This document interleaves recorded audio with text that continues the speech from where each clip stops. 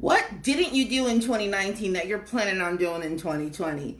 Hey, CC Cheney here, and today I want to talk to you about 3 things to consider as you're making that commitment for what's happening in 2020. So obviously I said, what are you planning on doing, right, for 2020? So that's the first step, right? Identifying these are the things that I'm going to do. Maybe I didn't show up the way that I thought I wanted to show up. Maybe I didn't really commit to the goal that I said I was going to commit to. Well, you've been hearing everybody talking about new month, new year, new quarter, new decade, right? It's happening. It is happening, whether you like it or not, whether you are ready or not. But if you're not ready, or if you think you're ready, you might want to make sure you've considered these three things, okay? So you've identified what it is that you're trying what it is you want to commit to doing. How are you going to improve your skills? That's the very first thing. So, for example, 2018, right, last year, I knew I wanted to do stuff in business, right? And so I was all over the place. I was trying to figure out, oh my gosh, how do I do this and how do I do this? And I was all over the place. And I decided at the start of this year that I was going to do something different. I was going to commit to working on one area. I was going to focus in on one thing that I could be good at, right? One specific thing. And for me, that was marketing. I said, I'm going to start working on my marketing skills. And so I started to look out for specialized trainings that could help me to become a better marketer. And that's what I did. I started taking trainings from people that I trusted. I started digging into that specific area, right? So if there's a goal that you have, there's something that you want to do, you need to make sure that you're improving your skill set. That's the first thing. So what's your plan to improve your skill set for 2020, right? If you haven't already, jot that down. The second thing is, how are you going to be more consistent? Now, I told you, in 2018, I was all over the place. This year, I said, okay, I'm going to focus in on one thing. At the beginning of the year, I did not know how I could be consistent at that thing. I was sort of like shooting from the hips. And then I got this access to this book that taught me that I could be more consistent, right? So today is day 253 of me being consistent at the one thing that I said I wanted to focus in on. 253 days. What area of your life have you been consciously creating and showing up 253 days in a row? Most people don't have an area of their life where they've done that, right? So how did I do that? How did I show up more consistently, right? Well, I decided, right, first on my big thing, right, which I told you was where I was working on my skills, which is all around marketing. Then I decided on a high leverage activity that would help me in that area, right? So for me, that was working on one solid piece of marketing every single day. That's where I started. I've grown that since then, right, over these 253 days. But I started with something that I could do, right?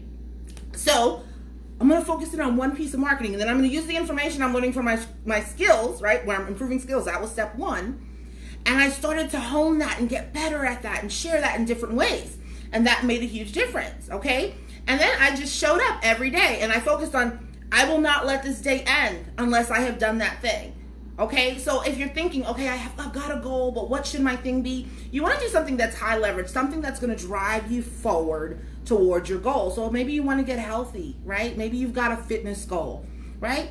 Can you dedicate a certain amount of time? And if you're just starting out and you've never been consistent, maybe it's 10 minutes, right? And you're going to do that thing, you're going to check it off your calendar, and you're going to celebrate it, okay? And over time, that might increase. You might go from 10 to 15 to 20. And the next thing you know, you're at an hour, right? But over time, you build this consistency. Here I am, 253 days later. I had to delete content off of my phone today because I've just created so much of it. I have so many videos on my phone because I have just showed up consistently. What would that do for you in 2020 if you could create that? Number 3, how are you going to be more accountable, right? So consistency is one thing, accountability is a whole nother, and most people do not want to hear anything about accountability. I literally had someone on my team say to me, I don't want to be accountable. And that's totally cool. Look, you've got to be honest with yourself. If you really want to hit a goal and you don't want to do the work it takes, that's okay too, right? But be honest with yourself so you don't have that self-loathing when you're not hitting your goals. But what are you going to do to be more accountable? So as I told you, I decided this is the skill set that I'm going to work on. I decided that I was going to be very consistent. Today's take 253 of that. And then I had an accountability partner, right? I reached out, and when I did that activity, I shot them a message and I said, hey, did my thing. And then they messaged me when they did their thing, hey, did my thing. We don't have to talk about what that thing was or how it went, but the accountability of just sending that to someone was really, really transformational for me, right? And if I didn't send it by a certain time, they would be like, hey, did you do your thing?